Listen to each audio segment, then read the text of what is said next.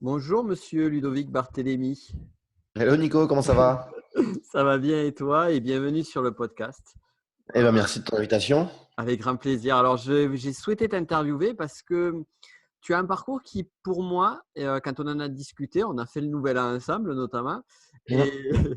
et j'ai trouvé que c'était super inspirant. C'était vraiment super inspirant ton parcours, par là où tu es passé, et surtout toute l'expérience et l'expertise que tu as dans le milieu du business de la connaissance. Ça fait combien de temps que tu bosses dans ce milieu-là?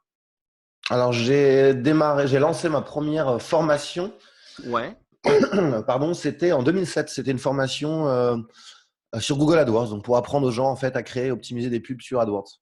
intéressant. Et là, aujourd'hui, avant de rentrer dans le vif du sujet, tu te présenterais comment? Comment est-ce qu'on pourrait te définir?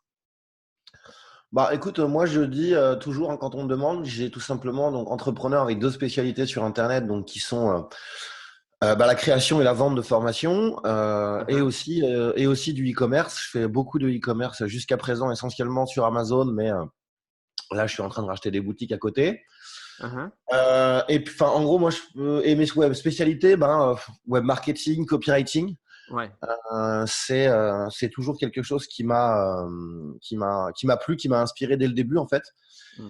Puisque, comme je dis souvent, un bon copywriter pourra vendre un produit pourri, alors qu'un bon produit se vendra pas tout seul s'il n'y a pas un copywriting derrière. Toi, c'est la première compétence que tu as acquis, le copywriting? Euh, ouais, alors je vais pas parler de trucs techniques, tu vois, genre Mm. installer une Swiss page, ce genre de choses. Mais ouais, le copywriting assez vite. Au début déjà parce que c'était très important. Alors, juste petite Pardon parenthèse, pour celles et ceux qui ne connaîtraient pas, le copywriting, c'est l'art de convaincre par l'écrit, par les mots, voilà, ou la vidéo maintenant. ou la vidéo. Tout à fait. Mais ouais, en vidéo, on va juste rédiger des scripts qu'on va lire, mais ouais, c'est ça. Ouais, je dirais que c'est ça, c'est la première compétence parce que quand je me suis mis à AdWords, eh ben, tu n'avais que 90 caractères dans les annonces pour Mm. convaincre. Donc, en tant te dire qu'en 90 caractères, tu as intérêt d'être factuel si tu veux que les gens cliquent et viennent voir ton offre. Mhm. Et après, oui, ça m'a passionné. Bah, j'étais tombé sur une page de vente de Christian Godefroy à l'époque que j'ai ensuite bien connu. Mm. Il y a Et une j'ai eu large envie référence en d'acheter. copywriting. Ouais. Ouais, j'ai eu envie d'acheter direct et je me suis dit, c'est quand même impressionnant les émotions qu'il arrive à faire passer dans ma tête juste avec une page. Mhm. Et du coup, ouais, après, je continue, tu vois, à me former, à me perfectionner. Enfin, je pense que ce truc-là, en fait, tu te formes toute ta vie, en fait. Ouais. Oui, oui, complètement, complètement. Et on apprend toujours, c'est ça qui est, qui est vraiment passionnant avec ce métier. C'est intéressant, tu vois, déjà, je trouve que donc toi, tu as une belle réussite dans le milieu de l'infoprenariat, dans le milieu du business de la connaissance. Et ce qui est super intéressant, c'est que je rapproche, on va dire, ta compétence initiale, c'est pour ça que j'ai pensé à parler de ça en priorité, avec celle d'un marketeur américain, peut-être certains ou certaines connaissent, qui s'appelle Dan Lok, qui a commencé exactement de la même façon, avec l'art d'écrire pour vendre. Et je trouve ça intéressant. Et du coup, c'est quoi, selon toi, en termes de compétences clés à acquérir, quelles seraient les compétences clés, selon ta perspective à toi? Bah, celle-là, le copywriting, pour moi, elle est fondamentale parce que déjà, tu en as besoin pour tout. Que ce soit pour tes pages de vente. Alors là, on parle d'infoprenariat, mais c'est exactement la même chose quand une page de présentation de produits e-commerce. Mhm. Donc, bah, pour toute ta vente, quoi, je veux dire, enfin, toutes les étapes, tu en as besoin. Que tu fasses des pubs sur Facebook ou des pubs sur AdWords, il faut savoir copywriter pour te mettre dans la tête, en fait, de ton client idéal et lui donner envie de cliquer ensuite sur ta page de vente. Ensuite, bah, s'il n'a pas acheté, bien entendu, dans tes relances par email. Donc, pour moi, ça, c'est vraiment la clé. Et surtout, c'est intemporel. Je veux dire, le copywriting, les vieux de la vieille le faisaient dans les années 60 pour vendre leurs audios par la poste. Et je pense que, tu vois, dans 100 ans, peu importe le format, tu feras encore du copywriting, même si c'est plus sur Internet. Donc, c'est ça qui est pas mal, c'est que c'est intemporel. Et derrière, outre le copywriting, je dirais, tout simplement, enfin, ouais, en fait, non, ça reste du. Enfin, là, j'allais dire, en fait, si tu veux, de la pub Facebook ou autre, mais j'aime pas trop parler de ça parce que si tu veux, c'est tellement aléatoire, ça change tous les 4 matins et on en parle aujourd'hui et ça se trouve, dans 3 ans, limite, on sait pas, Facebook, ça n'existe plus.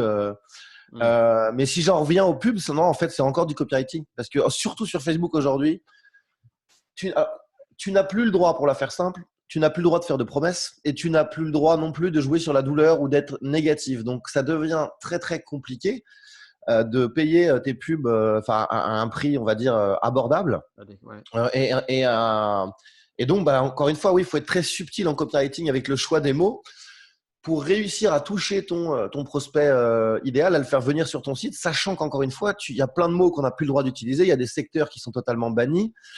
Et en fait, tout le marketing sur Facebook ne marche plus puisque tu n'as plus le droit ni de faire de promesses, ni de jouer sur la douleur. Donc, autant dire que c'est compliqué.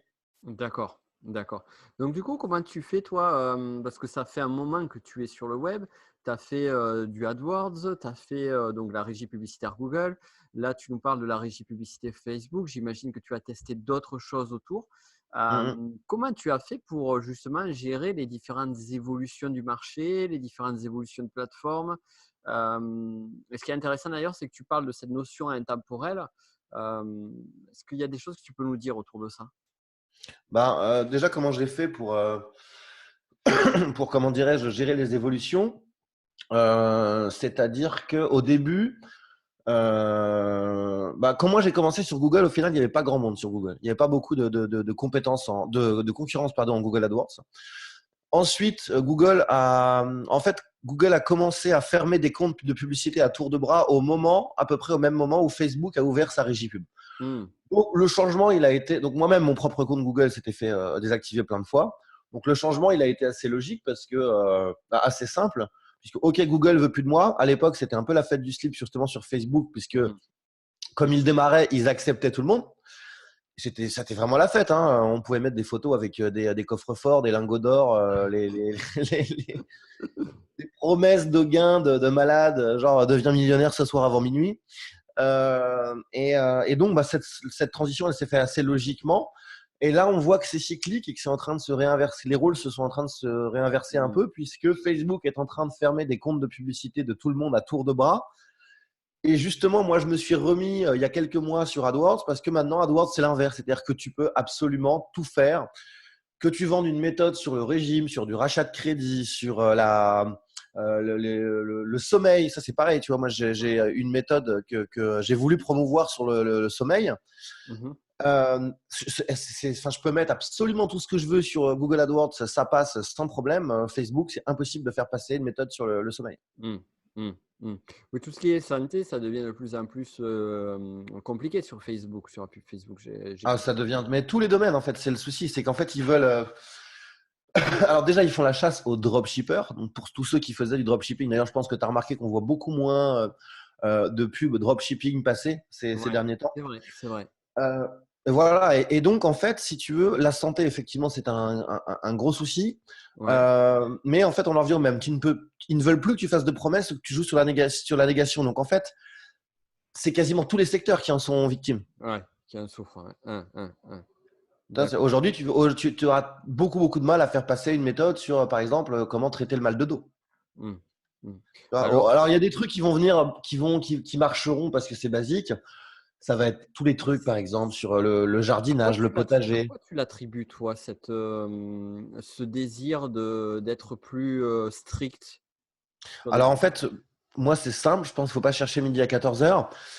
C'est-à-dire qu'aujourd'hui, il y a trop d'annonceurs, il n'y a plus assez d'espace publicitaire. Donc du coup, Facebook, il fait ce qu'il veut, il D'accord, dégage qui il veut et voilà quoi. d'accord, Et ce n'est que le début puisque il y a plus assez d'espace pub et il y aura toujours plus d'annonceurs. d'accord, d'accord. Et s'ils augmentaient ne serait-ce que les budgets publicitaires, les coûts d'engagement, est-ce que ça n'aurait pas pu résoudre le problème? Ils sont déjà dans beaucoup de secteurs assez hauts. Hein. Assez Moi, haut, ouais. Ouais, on est d'accord. Ouais. j'ai fait une campagne. Après, c'est toujours pareil. J'ai fait une campagne pour un client coach sportif. On était à simplement 3 centimes du clic. Waouh. Et avec 50% des gens derrière qui laissent leur email. Donc, autant te dire que ça te fait vraiment pas cher le lead. Ah oui, oui, non, Euh, c'est hallucinant même. ouais. Par contre, moi, j'ai fait une campagne pour ma formation sur les revenus passifs justement l'année dernière. Alors, je me suis fait sauter dans la journée. Hein. Ouais, Dans la journée, ils ont fermé mon compte parce que promesse de gain, etc. Mais du coup, j'ai réussi à faire passer des publicités via des contacts à moi qui ont accepté de les faire. Et on était monté. En fait, le problème, c'est que dès que tu ouvres les vannes, c'est trop cher. C'est-à-dire que là, au début, j'étais à peu près à 1,50 €, 1,80 € du lead. Je Oui, me suis dit, OK, mais moi, je fais un lancement, je veux un bloc de lead. Donc, OK, je mets 2 000 € par jour s'il faut. Et donc, je suis passé de 100 à 1 000 € par jour. Alors là, c'est du grand n'importe quoi. On est mm, passé à 10, 12 € le lead. ouais. Et ça, on ne le comprend pas. On ne sait pas pourquoi. On en parlait avec Antoine tout à l'heure, Oui, Pétavin. j'ai la même difficulté aussi. Dès qu'on essaye de monter, on pourrait dire l'effet levier, eh bien, tu fais un retour sur investissement de 1,5, 2 ou 3, peu importe. Tu te dis, ben, si tu mets 1 000 € sur la table, tu récupères, on va prendre un chiffre bas, tu récupères 1 500. Si tu mets, en l'occurrence, 2 000 ou 3 000 € sur la table, théoriquement, si tu mets 2 000 €, tu devrais récupérer 3 000. Or, le truc, Alors que non. plus on met du volume et plus ça s'effondre. Ouais.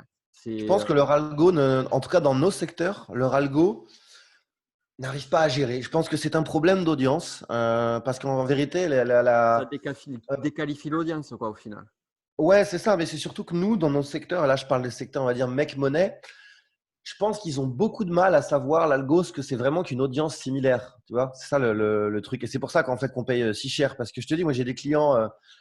J'ai un client coach sportif, lui, il n'y a pas de souci, quoi. S'il veut mettre 10 000 € par jour, ça passe, les audiences, elles restent Est-ce que bonnes. c'est pas Et le fait de travailler sur un marché niché ou sur un marché plutôt ce qu'on appelle grand public ou mass market? Est-ce que c'est pas une question de ça aussi? moi, je pense que c'est le côté. Alors, en tout cas, moi, je vends plutôt du mass market. Ouais. Je pense que mon souci vient de là. Et encore une fois, j'ai envie de te dire, on ne sait pas vraiment parce qu'Antoine, il a des produits très ciblés B2B Hmm. pour les Non, c'est ça. coachs, etc. Et au final, il a exactement le même problème. Hmm. Hmm. Hmm. D'accord. Ouais, ouais, Donc, donc c'est vrai. on ne sait pas. Mais en tout cas, moi, ce que j'ai remarqué là, eh ben, c'est que de plus en plus de gens reviennent à AdWords. Hmm. Tout simplement parce que voilà, Facebook ne veut plus d'eux, ils sont totalement bannis. Alors après, tu peux toujours filouter, tu vois. Tu peux créer un compte avec, je sais pas moi, le compte de ton père ou de ta mère, et puis tu vas prendre une carte virtuelle chez Revolut. Le problème, c'est que t'as pas le droit à l'erreur, quoi. C'est-à-dire que Ouais. comme tu fais ça, mais que tu es connecté, par exemple, au compte, moi je dis, je sais pas, mettons que je l'aurais fait avec le compte de ma mère, je suis connecté au compte de ma mère. Sauf que tu es tout le temps obligé de passer par des outils comme, je sais plus comment il s'appelle cet outil-là, tu sais, de prise de contrôle de l'ordi à distance, là. Ah oui, je j'ai plus le nom, mais je vois tout à fait ce que tu veux dire. Ouais. Donc tu es obligé de tout bosser avec ouais, à distance, Ouais, prendre le truc de ta mère et puis faire le truc. Ouais, ça devient c'est compliqué. ça. Et du coup, cette stratégie-là, donc du coup, ce que j'entends sur cette stratégie-là, c'est que la difficulté, c'est que c'est une stratégie qui peut vaciller du jour au lendemain. Est-ce que l'organique, est-ce que tu fais de l'organique toi, du trafic organique? Alors, j'ai j'ai deux chaînes YouTube. Ouais, De plus en plus maintenant, quasiment tout le temps, je sponsorise les vidéos YouTube. ouais, C'est pas mal parce que, notamment via la régie AdWords, tu peux soit cibler les abonnés, par exemple, des chaînes de tes oui. concurrents, ou alors par mots-clés, Mhm. ou alors cibler des gens qui ont vu une ou plusieurs vidéos spécifiques. Donc, c'est pas mal. Maintenant, il y a vraiment une approche, une structure de vidéo exacte à avoir pour YouTube. Ce qu'il faut savoir sur YouTube déjà, moi, la stratégie que je conseille, c'est de payer un peu au début pour avoir un maximum en fait de trafic ciblé. Et ensuite, si tu veux, à partir du moment où la majorité des gens vont voir ta vidéo jusqu'à au moins 70%, là, en fait, ce qui va se passer, c'est que YouTube va te mettre en avant gratuitement. Hmm. Donc, la stratégie, elle est bien. Par contre, le problème sur Ouais, YouTube, ça. c'est que les taux de conversion pour la majorité des gens sont très mauvais.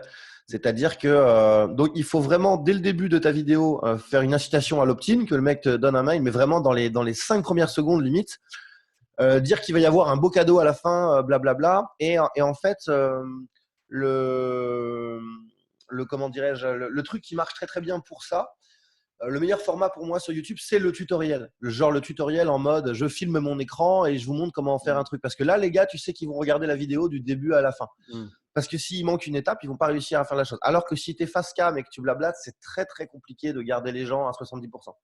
Capté.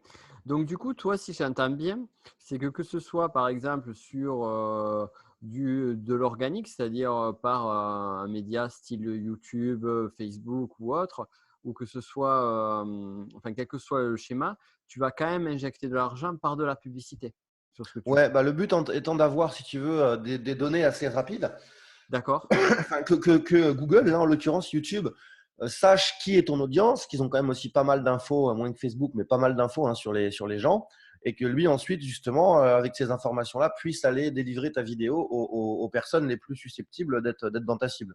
D'accord. Donc, Tu as voilà, toujours fait donc comme ça? non, avant je mettais pas de budget. YouTube, c'est assez récent, hein, ça fait à peu près peut-être 1 an que je mets du budget. D'accord. Ok. Donc voilà, sinon j'avais un blog avant que j'avais mis de côté, une histoire où je me suis séparé de mon associé, comme j'avais une boîte en France, et soi-disant les actifs appartiennent à l'entreprise et pas à moi, et blablabla. Donc je me suis dit, j'ai lâché l'affaire. D'accord. Là, par contre, je relance un blog là d'ici la fin du mois, Ah ouais? parce que ouais, je relance un blog sur lequel je vais faire transcrire en fait toutes mes vidéos YouTube. Uhum. Et ouais, non, c'est quand même pas mal. J'ai voulu le lancer parce que moi, avant, j'avais un blog qui s'appelait Marketing Hack. Je devais faire entre 50 et 60 000 visiteurs uniques par mois. Alors, c'est pas énorme parce qu'on est très Ouais. niché, Mhm. mais sur Ça 50 fait 000 bien aussi, hein. visiteurs uniques, par contre, l'avantage, c'est que tu prends quasiment 10 000 leads tous les mois. Si c'est qualifié, ouais, ça C'est vaut le ça. coup. C'est Bah intéressant. ouais. Tu D'accord. vois, en moyenne, à 2 euros le lead, bon, bah mine de rien, ça te fait quand même une économie de 20 000 euros par mois, quoi. Et donc, du coup, cette stratégie-là, donc de création de contenu, là aujourd'hui, tu vas la remettre en place en 2019. Tu estimes que ça a du sens de recréer un blog, de Ouais, mettre du contenu dessus, de redriver du trafic de façon organique par YouTube, par Google et tout ça. c'est ça. Alors, en fait, si tu veux, moi, je le fais. J'aurais pas besoin de le faire pour mes formations qui existent parce que là, en général, je fais une pub, les gens rentrent, il y a une série de vidéos, donc je le fais en evergreen, hein, c'est automatisé. Je les fais pas attendre, c'est-à-dire qu'ils ont accès aux 2 vidéos, ce qu'on va appeler teasing, et à la vidéo de vente tout de suite, le jour même s'ils veulent. Il suffit de cliquer sur des vignettes. Mhm. Ensuite, suite à ça, je fais leur offre, directement sur la page de vente à l'offre commerciale. Et ensuite, j'ai 2 webinars qui sont automatisés avec les séquences d'emails et tout. Et on fait en sorte aussi de fixer des rendez-vous au téléphone avec les gens. Là, je travaille avec un centre d'appel. Et donc, du coup, ça convertit très bien. Donc, pour ça, j'ai pas besoin de blog, de contenu ou autre. Par contre, là, je relance un nouveau concept. Je lance un tout nouveau concept Mhm. que j'appelle Bye Bye Boss Mhm. et qui, là, s'adresse vraiment aux salariés. D'accord. Tu D'accord. Ok. vois, Donc, et c'est un donc nouveau là, format. le salarié qui ne me connaît pas, ni dev, ni d'Adam, jamais il va aller lâcher 1000 euros ou plus pour une formation s'il n'a jamais entendu parler de moi. D'accord. Ok.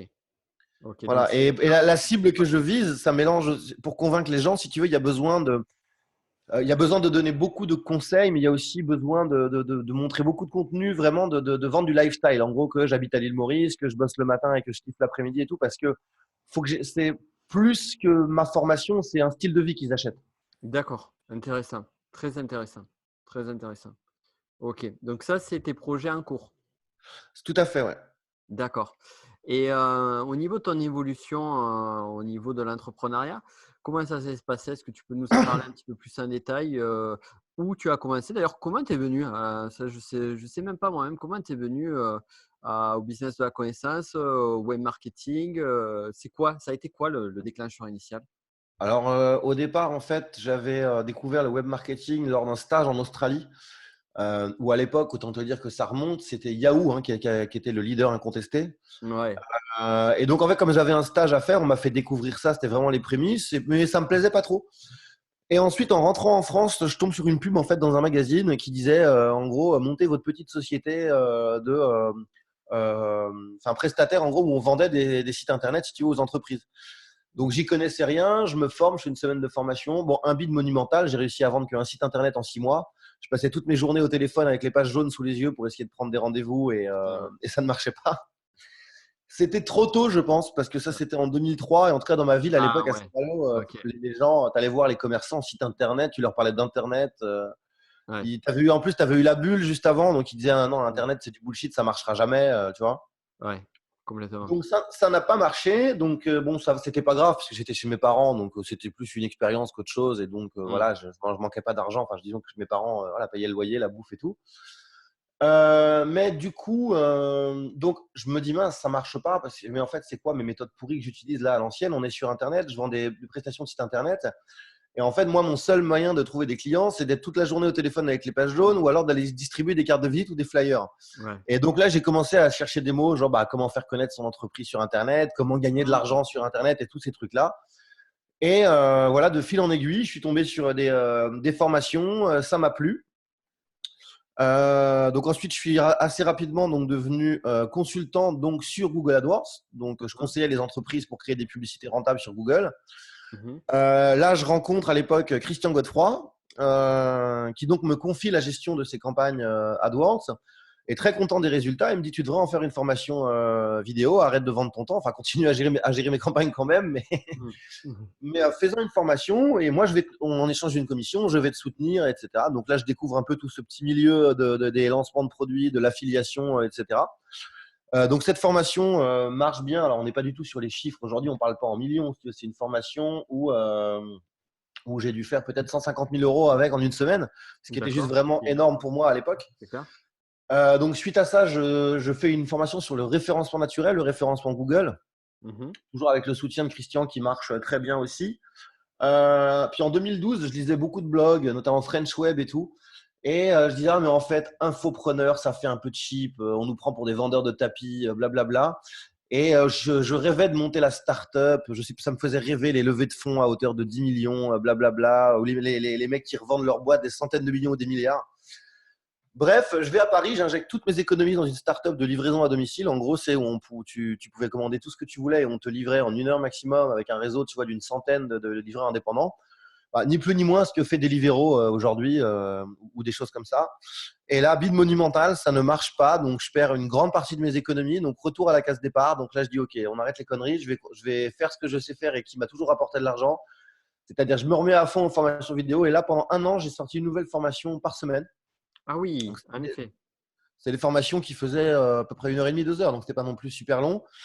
Et du coup, j'en avais monté un abonnement à 97 euros par mois. Et là, assez vite, j'ai eu 500 abonnés. Donc, ça me faisait à peu près 50 000 Ouais. par mois de chiffre Ouais. d'affaires.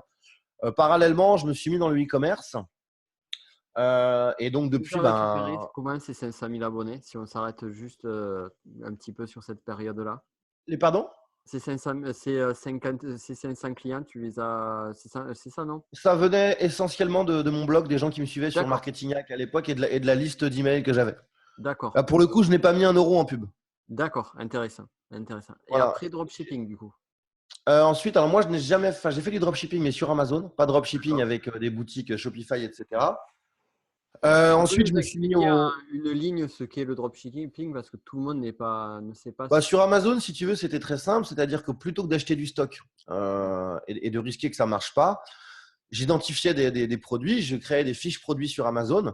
Et quand il y a un client qui me payait sur Amazon, mettons 25 euros, ben moi, j'allais ensuite, je donnais tout simplement les informations du client à mon à fournisseur. ton fournisseur. Je payais mon fournisseur, mettons 5 euros, et c'est mon fournisseur qui envoyait les colis au client. Et toi, tu prenais la marge. Ah, ok. Voilà, et donc ça, c'est un très bon moyen pour tester des produits, tester un marché. Et par contre, ensuite, dès que je vois que ça marche, là, j'achète du stock. Et en Mm. fait, donc là, on fait ce que on appelle du Amazon FBA. Donc, ce stock de produits, mon fournisseur l'envoie directement dans les entrepôts d'Amazon. Et quand il y a une commande, bah, c'est un salarié d'Amazon qui envoie le colis au client. D'accord, ok, intéressant. Ça, tu le fais encore aujourd'hui. Ça, je le fais encore. Et là, justement, je suis en train de racheter, enfin, je cherche à racheter des boutiques. Là, je suis en négociation d'ailleurs avec un gars que je vais avoir tout à l'heure parce que, en fait, encore une fois, c'est du gain de temps quand tu rachètes une boutique. Mm. Bon, bah, tu rachètes déjà l'ancienneté, tu rachètes la marque qui a été déposée et tu rachètes surtout la confiance du fournisseur, toute la logistique et ainsi de suite. Mm. Intéressant. D'accord, d'accord, ok. Donc ouais, donc du coup, pas mal de projets. Là aujourd'hui, tu arrives à, c'est quoi la part de chacun des projets sur lesquels tu travailles? On va dire la partie formation en ligne, la partie dropshipping. Alors Et pour l'instant, les formations, c'est encore quand même, on va dire 70% de mes revenus, mais d'accord, je mets en place pas mal de nouvelles choses cette année. Je pense que ça restera une grosse partie de mes revenus, mais je veux vraiment développer la brique e-commerce, ouais. d'accord, d'accord, ok, d'accord. Voilà. Et c'est une grosse partie de mes revenus et aussi, bien évidemment, tu le sais, de loin la plus rentable. Ouais, tout à fait, tout à fait. Et si tu devais donner un conseil justement à des personnes qui sont en train de débuter ou des personnes qui sont là depuis un petit moment et qui galèrent sur leur activité, qu'est-ce, au regard de tout ce que tu as eu, parce que tu as vu beaucoup de personnes, tu as vu beaucoup d'entrepreneurs du web et à tout niveau. Et qu'est-ce que tu donnerais comme conseil qui pourrait aider ces personnes-là? Moi, ce que je conseille aux gens, c'est de mettre en place des différentes sources de revenus passifs, puisque si je l'avais fait en 2012, eh ben, voilà, j'aurais pas, même si j'avais perdu mes économies, j'aurais toujours eu Alors, des sources de revenus qui auraient été là tous les mois. la difficulté sur les sources de revenus passifs, c'est quand justement on galère à joindre les deux bouts, on va dire. Comment est-ce Ouais. qu'une personne comme ça peut arriver à faire ça? Alors, tu as des choses qui peuvent aller vite. Je donne des exemples, là, quelques exemples de revenus passifs. Ça va être par exemple de monter un groupe Facebook de deals, de bons plans, tu vois, où tous les jours ça va te prendre une demi-heure maximum. Tous les jours, tu vas partager en fait des bons plans, un peu comme ferait Groupon et tout. Et si les gens passent par ton lien d'affilié, tu encaisses. Et les gens, ils aiment bien, ils sont toujours à la recherche comme ça de bons plans et tout. Donc ça peut aller vite. En autre exemple qui peut aller vite, c'est comment, c'est de. Alors, tu as plusieurs exemples. Mais là, je vais parler d'un logiciel. C'est tu vas prendre en main un logiciel, tu vas en faire une petite formation de 1 heure ou 2 heures et tu vas dire aux gens, voilà, si vous passez par mon lien d'affilié pour acheter le logiciel, normalement, cette formation, elle est payante, mais moi, je vous l'offre gratuitement. Mm. Moi, j'ai fait ça pour ClickFunnels, notamment. D'ailleurs, j'en ai fait une vidéo l'autre jour. Je regardais, ça me rapporte à peu près 7000 et quelques dollars par an. D'accord, d'accord, C'est intéressant. quoi, un peu 500, allez, en euros, on va Et dire 500 euros par mois, tu vois, juste ça. alors, moi, justement, c'est vraiment une question, on va dire, de stratégie, parce que ce que j'entends là, j'avais pensé il y a au début d'ailleurs de mon projet entrepreneurial, la partie plus affiliation. euh, Ouais, j'ai plus tendance à le voir comme un projet à part entière. Et à un moment donné, je me suis dit, finalement, j'ai ce projet à part entière pour moi, mais j'ai aussi, ben, tu vois, sur l'affiliation et un projet de vendre mes propres produits. Donc, ouais, est-ce que vaudrait pas mieux aller faire du genre all-in, genre je fais tout sur ça, ouais, plutôt que de faire à côté et maintenir. Est-ce que le fait de gérer, par exemple, admettons, je veux, si je pars d'à zéro, on va dire, voilà, je suis en ouais, train de créer mes produits de formation en ligne et à côté de ça, je me dis, ben, tiens, je vais créer du revenu passif sur ben, justement des liens d'affiliation ou autre. Est-ce que ouais. ça vaudrait pas mieux plus le coup de carrément se concentrer à 100% sur la création de formation ou à 100% sur l'affiliation? C'est quoi Bah, ton… moi, je marche pas comme ça. Pour des D'accord. gens, oui, il y a des gens qui n'arrivent pas à mener plusieurs choses de front. Toi, c'est Moi, au ton mode de contraire, fonctionnement. j'aime bien et j'en ai besoin parce que j'aime pas la routine, D'accord. j'aime pas faire la même chose tous les jours. Ok. Et Ok. mon cerveau, il est comme ça. Je dis, OK, là, je suis sur trois trucs différents. Dans ma tête, je sais que j'ai beaucoup plus de chances, en fait, de réussir puisque je teste trois choses Hmm. différentes qu'une seule. D'accord. Ok. Donc, c'est Mais ça, plus chacun, un mode de chacun est fonctionnement. différent. Moi, j'ai mon pote Vincent Lévy qui est en Suisse. Il arrive à gérer 10 projets en même temps, alors qu'il y a des Ouais. gens que pour eux, c'est impossible. Parce que tu vois, moi, à contrario, effectivement, comme toi, j'ai besoin de beaucoup de nouveautés. Donc, j'aime Mm, bien avoir plusieurs. C'est pas que j'aime bien, c'est que par défaut, dès le départ, j'ai eu plusieurs projets en parallèle. Sauf que ce que je me suis rendu compte avec le temps, c'est que le full focus sur un seul projet pendant un instant T donné, eh bien, mm, c'est ce mm. qui était le plus lucratif pour moi. Exemple, 2017, je me suis concentré que sur une formation que j'avais créée sur l'énéagramme, les profils de personnalité. J'ai fait OK. que ça, que ça, que ça. Et c'est là que ça a vraiment fait un avant-après sur mon chiffre d'affaires. D'accord. Et ça a été un déclic pour moi. Avant ça, je gérais plusieurs trucs en même temps. Et Ouais. j'avais même lâché, tu vois, par exemple, je faisais de la formation présentielle sur la PNL. J'avais lâché ça pour faire tout le focus sur un seul et unique truc. Ouais. Donc, Non, mais c'est vrai que je sais qu'il y a des gens qui ont vraiment besoin de ça. ouais, Moi, je pense il faut le faire en fonction tout simplement de tes affinités ouais. et du temps que tu as aussi, bien C'est entendu. ça. Parce qu'en termes d'affinité, tu vois, je ferai comme toi. En termes d'affinité, moi, Ouais. j'aimerais bien avoir plusieurs projets en parallèle. Et dès qu'il y a quelqu'un qui me parle d'un projet qui me titille un peu, ben, de suite, j'ai envie de m'y mettre. J'ai Ouais. l'enthousiasme, l'excitation.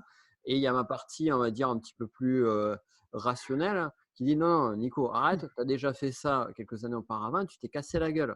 Donc, arrête les conneries. Ouais, ouais. Et donc, en fait, si tu veux, moi, je veux, mais je sais que moi, par rapport à mon propre mode de fonctionnement, c'est pas ce qui marche le mieux. Ok, bah, je te dis, il faut voir. Après, quand je te parle de revenus passifs, tu peux aussi. Quand je dis passif, attention, hein, c'est pas. Il y a des trucs où tu vas faire le travail une fois, en quelques jours ou en quelques semaines, et Ouais. ensuite, ça va tomber tous les mois sans rien faire. Oui, par exemple, l'exemple de la formation que j'ai fait sur ClickFunnels, c'est 100% ça. Hmm. J'ai fait le truc une fois, j'ai mis quelques vidéos sur YouTube, j'avais rédigé un article sur mon blog, j'ai envoyé quelques emails à mes prospects. Ils sont passés par mon lien d'affilié. Bon, bah, tant qu'ils restent abonnés, je touche. Hmm. Et je n'ai strictement rien fait d'autre, si tu veux, depuis. Donc là, c'est entièrement passif. Tu fais une fois, tu touches tout le temps.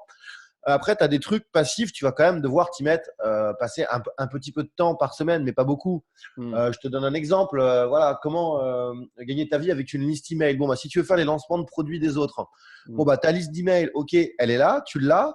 Alors oui, ça va peut-être te prendre 10 minutes de prendre l'email qui est fourni par le partenaire pour faire copier-coller et l'envoyer à ta liste. Mais tu vois, ensuite, tu vas toucher des commissions tous les mois. Ouais. Donc oui, tu as eu 10 minutes de boulot. Tu vois. Hmm. Hmm. Je comprends. Mais voilà, donc c'est pas effectivement 100% passif, tu ne fais plus rien. Ouais. Après, je te dis, pour revenir à ce que tu disais, moi je conseillerais aux gens de faire. Bah, ils se connaissent, quoi. Est-ce qu'ils pensent qu'ils sont capables de gérer 4-5 choses en même temps, ou est-ce qu'une seule, c'est déjà compliqué? Hmm. D'accord. D'accord, ok. Intéressant. Très, très intéressant. Cool. Ben, merci en tout cas du conseil. Je vais te poser une dernière question. Et une Ouais. question que j'adore poser parce que tu le sais comme moi, sur Internet, on voit beaucoup, on va dire, la démonstration de réussite de projets et autres. Mais on Mhm. ne parle pas ou très peu des échecs. Et moi, ce qui m'intéresse, je trouve que les plus grandes sources d'enrichissement, ce sont les échecs. Donc, est-ce que tu pourrais nous partager l'un de tes pires échecs et surtout ce qu'il t'a apporté? Bah, c'est ce que je te disais, c'est vraiment en 2012, quand en fait je me suis mis corps et âme dans cette entreprise enfin, cette start-up de livraison à domicile. J'ai fait toutes les erreurs possibles et inimaginables. C'est-à-dire que justement, pour revenir à ce que tu me disais, on m'avait dit, oui, mais Ludo, si tu veux que ça marche, regarde les exemples de start-upers qui réussissent. Les mecs, ils bossent 14 heures par jour, 7 jours sur 7. Ils ne font que ça. Ils sont 100% focus. Donc, si tu veux que ça marche, il faut que tu sois 100% focus. Conclusion, j'arrête tout ce que je fais pendant un an. Je fais plus de formation. Je me mets à 100% dans cette entreprise. Et puis, bah, au bout d'un moment, eh ben, ça ne marche pas. Je perds une grande partie de mes économies. Donc, tu t'imagines même pas le moral au plus bas où je me dis que je suis qu'un J'imagine. bon à rien, que j'ai tout foiré et que voilà. Donc, voilà, qu'est-ce que je retiens de cette erreur? Déjà, ne pas partir tête baissée dans un projet que tu ne maîtrises pas, parce que moi, je ne Ouais. maîtrisais pas du tout ce Tu avais fait un secteur. business plan initialement ou pas? Ouais, ouais, quand même, ouais, Ouais, d'accord. quand même.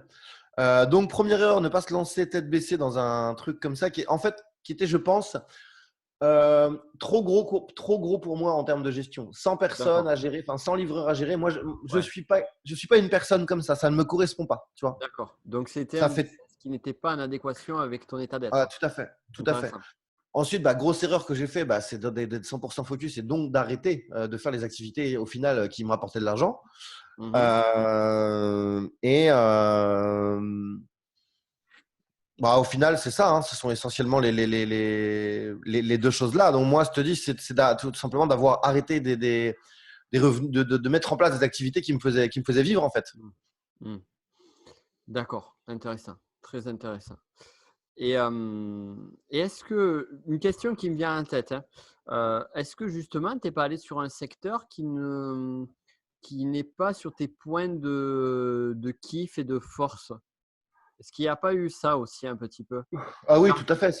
Tu es très bon, on le sent, tu es très bon et et très expert dès que tu nous parles de publicité Facebook, de copywriting, dans la partie de délivration de formation en ligne.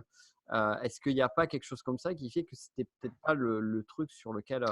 Ah oui, c'est sûr, c'est certain. J'avais rien à faire là-dedans. C'était pas du tout mon secteur. C'était beaucoup trop gourmand en temps, avec des très petites marges. Hmm, Et il fallait beaucoup trop de gens. Et ouais, non, mais je te dis, je me suis planté à tout niveau là, hein. hmm, hmm. Mais c'est bien, au moins comme ça, tu sais ce qui n'est pas bon pour toi et ce qui est bon pour toi. C'est ça. C'est ça qui est bon. Bah, en tout cas, je te remercie pour avoir pris du temps pour cette interview. C'était super intéressant. Moi, Ouais, ça fait j'ai bien plaisir. kiffé. Et où est-ce qu'on peut te retrouver? Bah écoute, j'ai mon site principal qui est donc c'est Ludovi, il n'y a pas de C, ludovi.cc. D'accord. Donc, Ouais, il y a un ludovi.cc. C, il y en a deux. Voilà, c'est C'est ça ça. après le point. Et sinon, je te dis, j'ai différentes formations, Ouais, dont celle sur les revenus passifs qui est aujourd'hui en gros mon best-seller. tout à fait. Et donc, tout ça dans la description, de toute façon, du podcast. Voilà. Impeccable. Cool. Et tu allais dire? Et Instagram, tu es un peu sur Instagram. Est-ce que tu vas y rester? Ouais, au final, ouais. Bah, tu sais, attends, moi, je m'en cache pas, hein. J'ai utilisé Jarvis, hein, donc j'ai 18 200 abonnés, mais au final, il y a peut-être, je sais pas moi, 500 vrais abonnés, quoi. Et ça, je l'ai fait, c'est juste pour la preuve sociale, tu Ouais, vois. je sais tout à fait. On Mais a oui, la- oui, je publie des stories tous les jours sur Instagram. Ouais. Bah, je publie aussi sur YouTube, donc bah, il suffit de taper Ludovic Barthélémy sur YouTube. Ouais. J'ai 2 chaînes. D'accord, donc tu as un Il y compte. en a il y en a une, l'icône, c'est une petite fusée verte. Ouais, Et l'autre, c'est juste marqué, c'est un carré avec marqué LB. d'accord. On sent que tu as fait un gros travail de recherche et un gros travail Euh, graphique sur la seconde. Iconefinder.com. Voilà.